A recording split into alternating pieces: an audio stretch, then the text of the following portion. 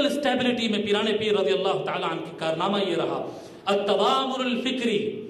فکری یکجہتی قائم کرنے میں کامیاب ہو گئے پیرانے پیر سارے خطے میں۔ آپ میں بتاؤں، قوم آج جیسے دیکھیں آپ، قوم ایک دوسرے کو کھانے، ایک دوسرے پہ جیتنے، ایک دوسرے سے فائٹ کرنے، آپ گاڑی چلاؤ جی رستے پہ، ہر آدمی کی انٹینشن یہ ہے میری گاڑی آگے نکل جائے، ٹرافک جام ہوتی ہو جائے، سامنے والے کو جھٹکا لگے، بریک لگے، ایکسیڈنٹ ہو جائے، جان نکل جائے، میری گاڑی نکل گئی تو بس ہے جی۔ یعنی آدمی اپنی بھائی پہ ریس کر رہا ہے، پورے ملک کا یہ حالت ہے ہر لیول پر، پیسوں کے اعتبار سے، تعلیم کے اعتبار سے جی، اس کو نظام سسٹم کا تصور نہیں ہے۔ پیرانے پیر رضی اللہ تعالیٰ عنہ اس سے اوپر اٹھانے میں کامیاب ہو گئے لوگ، ان کی ایک جہتی یہ ہو گئی کہ ہم سب مسلمان ہیں اور ہم سب ہم وطن ہیں، اور ہمارا دشمن صلیبی ہے جو مسجد الاقصی اور بیت المقدس پر قبضہ کر لیا۔ یہ لوگ کو سمجھانے میں پیرانے پیر رضی اللہ تعالیٰ ملکی سطح پر، جہاں پر مختلف پرنس آپس میں آرمی بنا کر ایک دوسرے سے جنگ کر رہے تھے، اس کے اندر اتنا بڑا انقلاب لانے میں پیرانے پیر کامیاب ہو گئے کہ پورا کا پورا ملک اب آپس میں لڑنے نہیں بلکہ کندھے سے کندھا ملا کر صلیبیوں سے جنگ کرنے کے لیے تیار ہو گیا تھا۔ ایک ملک میں فکری وحدت قائم کرنے اور فکری یکجہتی کرنے میں پیرانے پیر کامیاب ہو گئے۔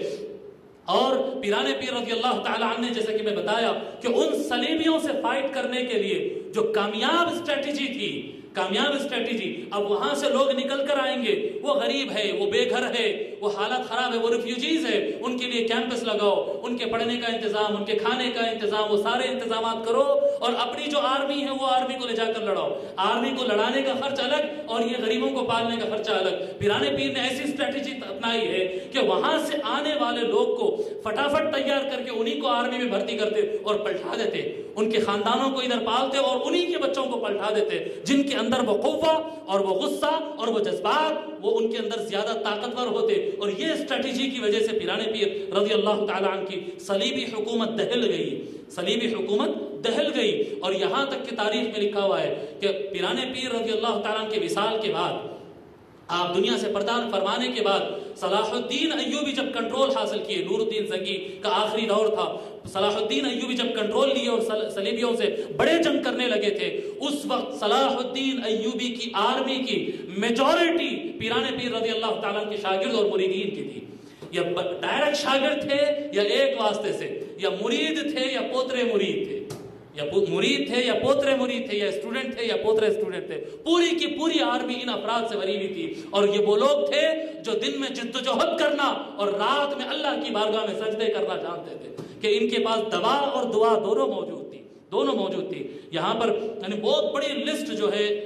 الگیلانی صاحب، ماجد احسان الگیلانی، بہت بڑی لسٹ افراد کی ڈالے ہیں کہ وہ افراد جو پیرانے پیر کے مرید تھے، ڈائریکٹ مرید تھے، اور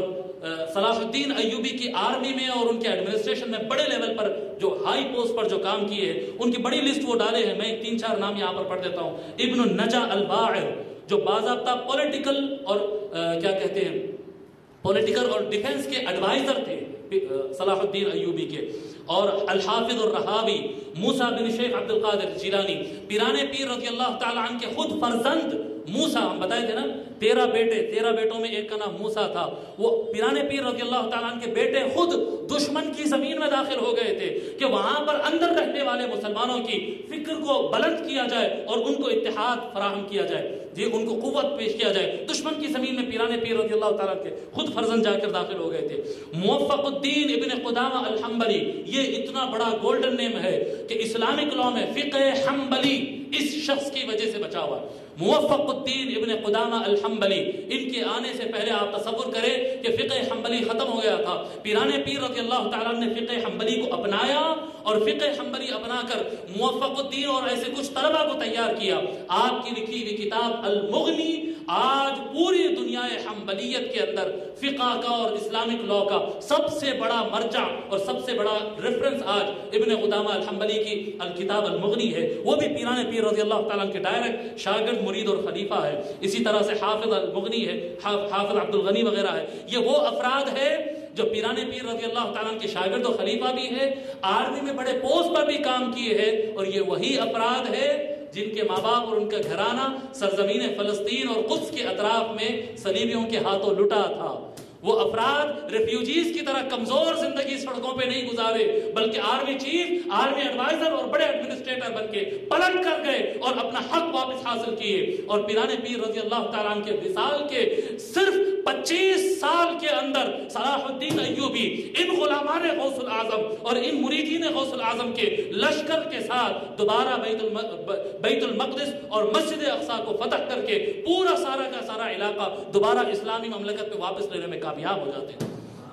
میں آپ کو جیسا کہ بتایا تعلیمی لیول پر، اقتصادی لیول پر، فائنانشل لیول پر، سوشل لیول پر، ہر لیول کے اندر پیران پیر رضی اللہ تعالیٰ کا جو کارنامہ ہے وہ ایسا عجیب و غریب ہے. نہ ان سے پہلے اس جیسا کوئی ملتا ہے، نہ ان کے بعد آج تک ان جیسا پھر کوئی اور نظر نہیں آتا ہے.